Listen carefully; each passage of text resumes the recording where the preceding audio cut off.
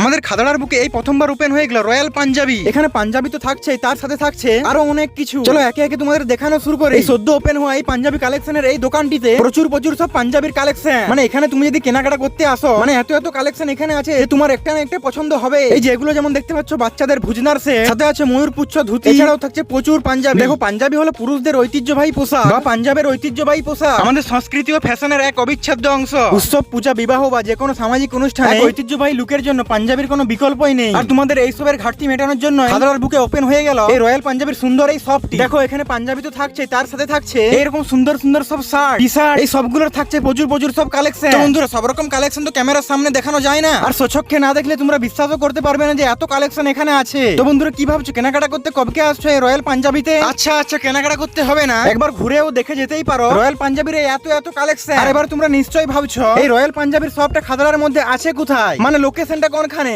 Wait করো একটু বলছি। তার আগে দেখো এই ব্লেজারের কালেকশন গুলো খুবই ইউনিক, তাই না? তো বন্ধুরা খাদাড়ার মধ্যে এই রয়্যাল পাঞ্জাবি শপটি থাকছে খাদাড়া দাসের মোড় থেকে কংসাবতী রোড দিকে, বা খাদাড়া শ্মশানকালী মন্দির যে রাস্তাটা দিয়ে যায় সেই রাস্তাটা দিয়ে কিছুটা আসতেই ডান দিকে।